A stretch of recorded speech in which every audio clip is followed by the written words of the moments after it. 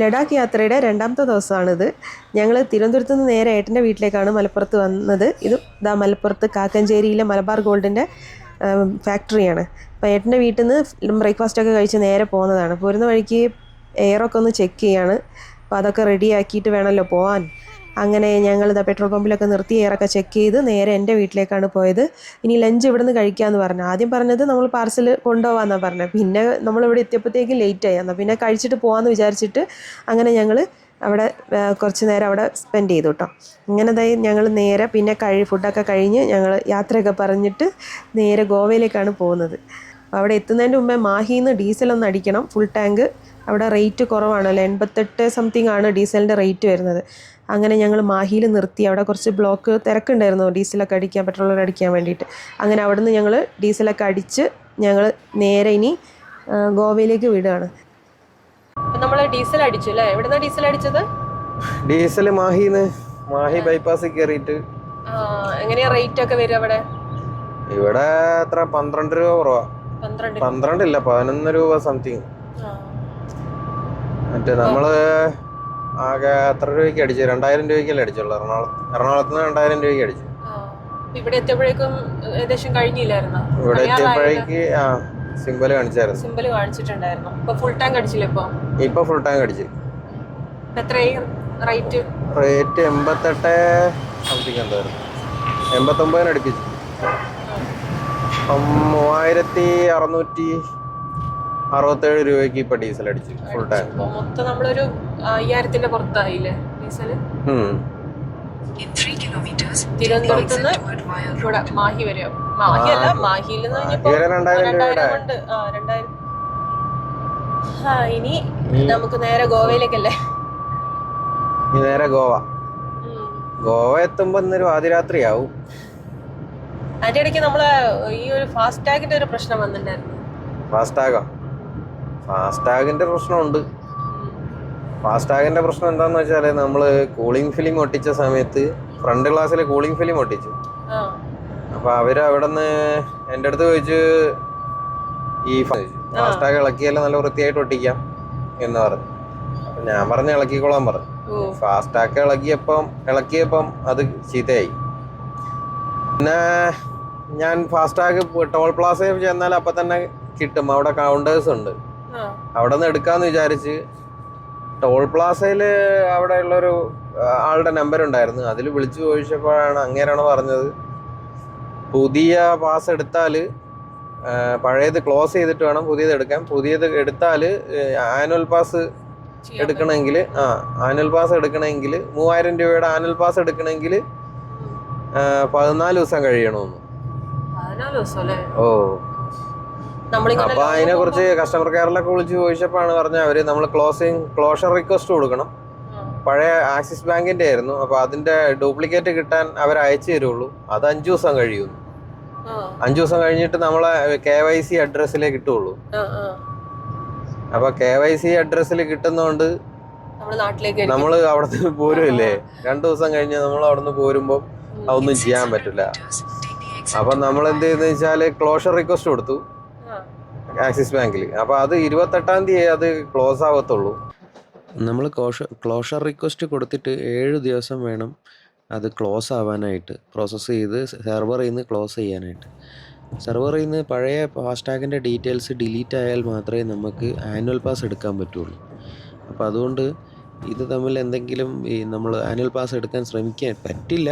ഇനി അഥവാ in case കിട്ടിയാൽ ഇത് 2 ടാഗും ബ്ലാക്ക് ലിസ്റ്റ് ആയി പോകും. അപ്പോൾ അതുകൊണ്ട് അങ്ങനെ ആരെങ്കിലും ഉണ്ടെങ്കിൽ അതൊന്ന് ശ്രദ്ധിക്കാം. നമ്മൾ നല്ല ബ്ലോക്കിലാണല്ലോ. കണ്ണൂർ താഴെ ചൊവ്വ നല്ല ബ്ലോക്കാണ്. അങ്ങനെ ബ്ലോക്ക് അല്ല, വണ്ടി മൂവ് ആവുന്നുണ്ട്. പിന്നെ പക്ഷെ ഇച്ചിരി മാപ്പിൽ ഇച്ചിരി ദൂരം ചുവപ്പ് കാണിക്കുന്നുണ്ട്. 3 മിനിറ്റ് + 3 മിനിറ്റ് ആണ് കാണിക്കുന്നത് ഡിലേ. കുറച്ച് ക്ലിയർ ആയെന്ന് തോന്നുന്നു. ഇല്ല, വീണ്ടും ബ്ലോക്കാണ്.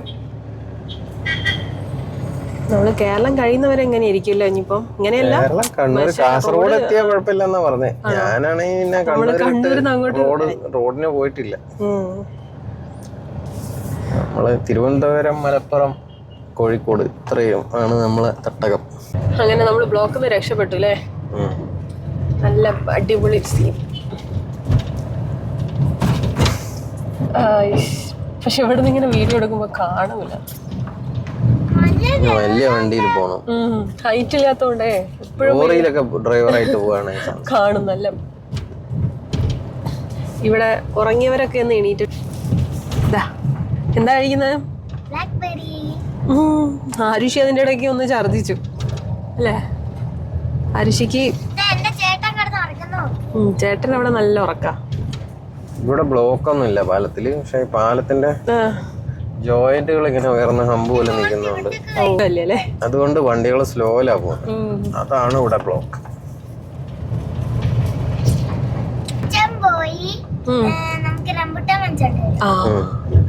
ഇനി അച്ഛൻ പോയിട്ട് റംബുട്ടാൻ വാങ്ങിച്ചു. കണ്ടൽക്കാടുകളാണ് ഈ ചുറ്റും സൈഡിലൊക്കെ ഉള്ള.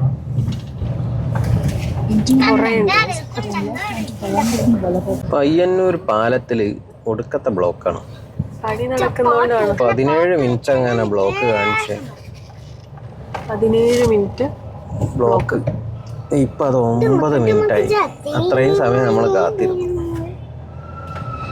വളരെ പതുക്കെയാണ് വണ്ടികൾ. അടിപൊളി ബ്ലോക്ക്.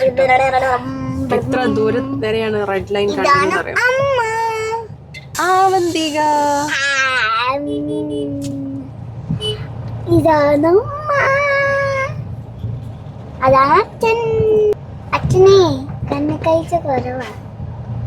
ഈ പാലത്തിന്റെ മുകളിലെ ബ്ലോക്ക് ആയിരിക്കും അല്ലേ? പയ്യന്നൂര് പാലം. ഇവിടെ എപ്പോഴും ബ്ലോക്കാന്നാ പറഞ്ഞേ. ഓ, ചെറിയ പാലം അല്ലേ? നല്ല വണ്ടികളുണ്ട്. വൈകിട്ടായപ്പോ നല്ല തിരക്കാണ്. ഇനിയിപ്പോ നമ്മൾ അവിടെ എത്തുമ്പോഴേക്കും ഇനി നല്ല നേരം വൈകില്ല. 3 മണിയെങ്കിലും ആവും. നേരം വെളുക്കും. അവിടെ അതിലൂടാന്ന് പയ്യന്നൂർ റെയിൽവേ സ്റ്റേഷൻ. ഓ, അങ്ങോട്ടാണോ? അതെ, പയ്യന്നൂർ റെയിൽവേ സ്റ്റേഷൻ. ചക്കുടു, നീ വണ്ടി ഓടിക്കുന്ന? സ്റ്റിയറിംഗ് തിരിച്ചാ മതി. ക്ലച്ചും ബ്രേക്കൊക്കെ അച്ഛൻ ചവിട്ടാ.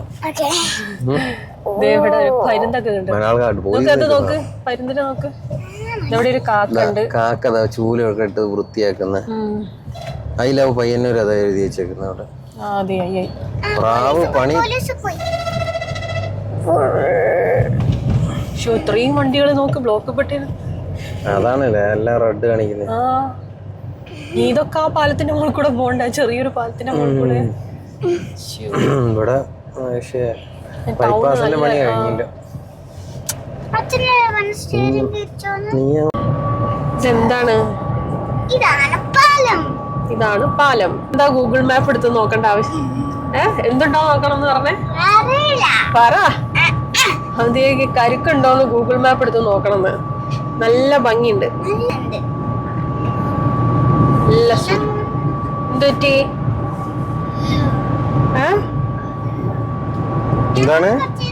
അരിഷിക്ക് വയ്യ. നല്ല വ്യൂ അല്ലേ അരിഷി? കുറച്ചു നേരം ആവ കിടന്നു നോക്കുക. അരിഷി ORS കുടിക്കോ? ഇല്ല.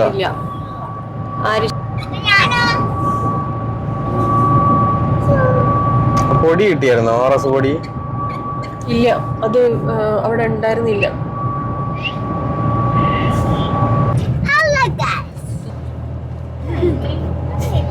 പറ, എന്താ അന്തിക പറയാൻ വന്നത്?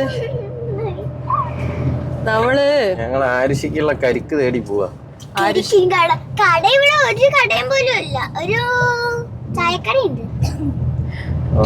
ആരിഷിക്ക് ഒരു കരിക്കും പിന്നെ ഒരു പരിപ്പ് വടയാ വേണ്ടത്. എനിക്കൊരു കരിക്കും എനിക്കൊരു പരിപ്പ് വടയും. കരിക്ക് ഞാൻ മുഴുവൻ കുടിച്ചാലും അച്ഛന് ആരിഷിക്ക് ഉള്ളിവട. Chai resto cafe. ഭയങ്കര തിരക്ക്. നമുക്ക് ഒഴിവുള്ള സ്ഥലം നോക്കിയിട്ട് നിർത്താം കേട്ടോ.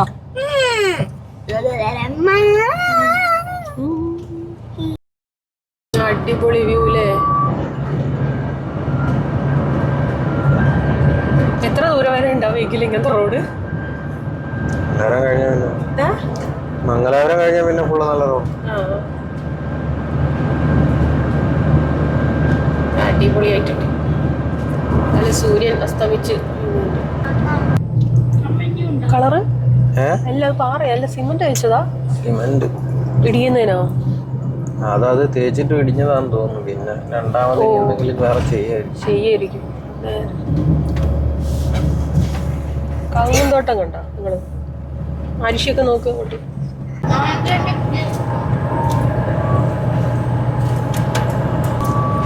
ഇന്ന് വയറ് ഫുള്ളായതുണ്ടോ കഴിക്കാൻ പറ്റാത്ത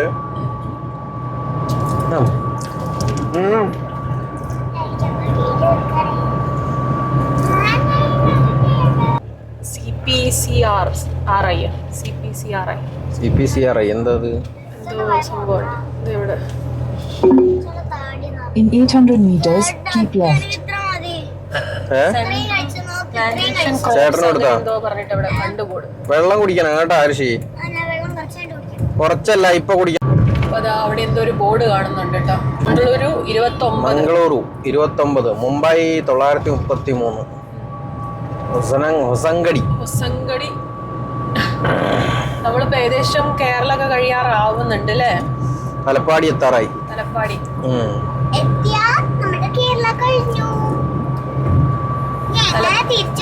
ഹൊസങ്കടി നീ എങ്ങനെ തിരിച്ചു പോകുന്ന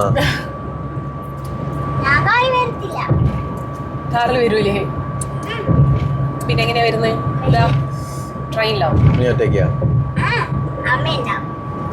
15 കിലോമീറ്റർ തലപ്പാടി 2.5 കിലോമീറ്റർ കാണിക്കുന്നു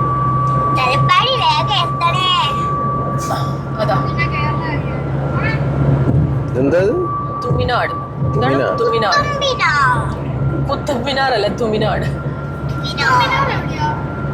ഇതൊക്കെ എല്ലാ സ്ഥലത്തിന്റെ പേരൊക്കെ മാറി മാറി വരുന്നുണ്ട് മലയാളി ടച്ചൊക്കെ മാറി നീ മലയാളം ഒന്നും പറയാൻ പറ്റൂലേ നീ ഹിന്ദി ഇംഗ്ലീഷ് അവന്തികയ്ക്ക് പിന്നെ ഹിന്ദി അറിയാവുന്നോണ്ട് കുഴപ്പമില്ലല്ലോ അവന്തികയ്ക്ക് ഹിന്ദി അറിയാവുന്നോണ്ട് കുഴപ്പമില്ല അല്ലേ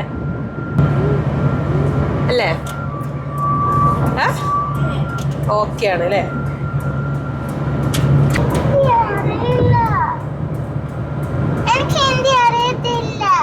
അറിയില്ല പേരിലെന്താ ഹിന്ദി പറയാം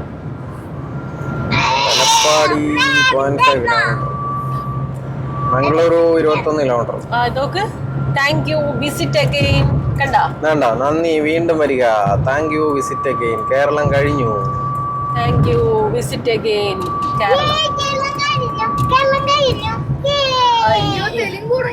ടോൾ ഗേറ്റ് എഴുതി മലയാളം മാറി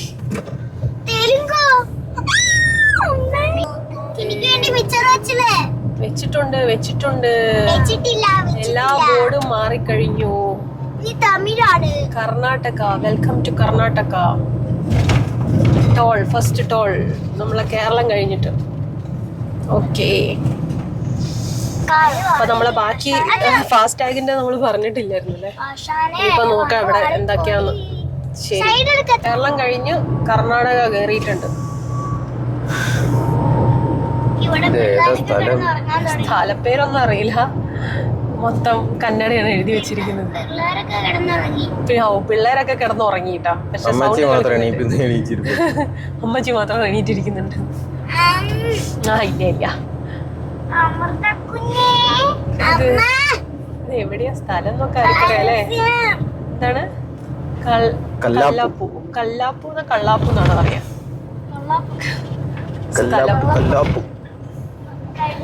ഇനി ഇവിടുന്ന് ഏകദേശം ഒരു 335 കിലോമീറ്റർ ഉണ്ട് പിന്നെ 6 മണിക്കൂറോ 7 മണിക്കൂറിന്റെ അടുത്തുണ്ട് അല്ലേ യാത്ര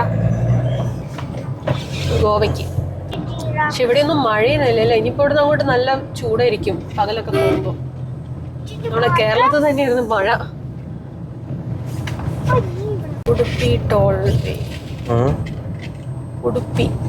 ടോൾ വേ കർണാടകയിൽ കേറിയിട്ട് ആദ്യത്തെ മഴ ഹോട്ടൽ അനൂപ് അവിടെ അല്ലേ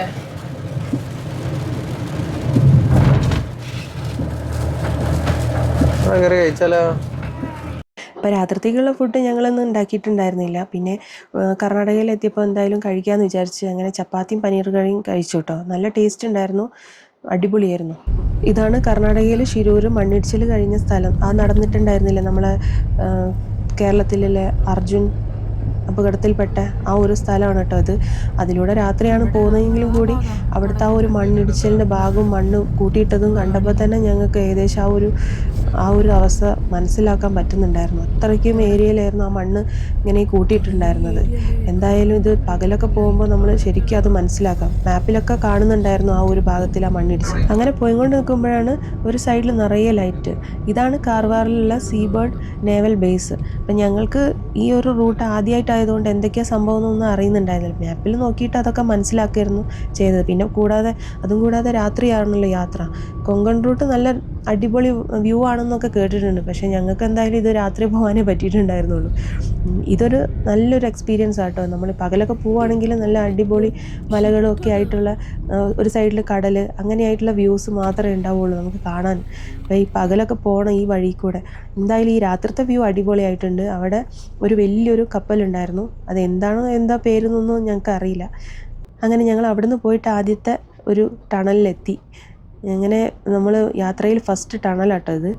പിന്നെ രണ്ടാമത്തെ ടണൽ. പിന്നെ ഇനി അങ്ങോട്ട് ടണലാണെന്ന് ഞങ്ങൾക്ക് അറിയാം. പക്ഷെ എന്നാലും കൂടി ഈ ഒരു ആദ്യത്തെ ടണലിൽ കൂടെ പോകുമ്പോൾ നല്ലൊരു എക്സ്പീരിയൻസ് ആയിരുന്നു. പിന്നെ റോഡുകളൊക്കെ നല്ല റോഡുകളായപ്പോൾ അടിച്ച് മിന്നിച്ച് വിട്ട്. അങ്ങനെ നമ്മൾ ഗോവയിലെ ചെക്ക് പോസ്റ്റിലേക്ക് എൻ്റർ ചെയ്തു കേട്ടോ. അതങ്ങനെ ഞങ്ങൾ ഗോവയിലേക്ക് കടക്കുകയാണ്. ഇവിടെയൊക്കെ ചെക്ക് പോസ്റ്റ് ആൾക്കാർ പോലീസൊക്കെ ഉണ്ട്. അങ്ങനെ ഞങ്ങൾ ഗോവയിലേക്ക് കടന്നു. Welcome to Goa. അപ്പോൾ ഇന്നിപ്പം ഞങ്ങൾ ചേട്ടൻ്റെ വീട്ടിലാണ് നിൽക്കുന്നത്.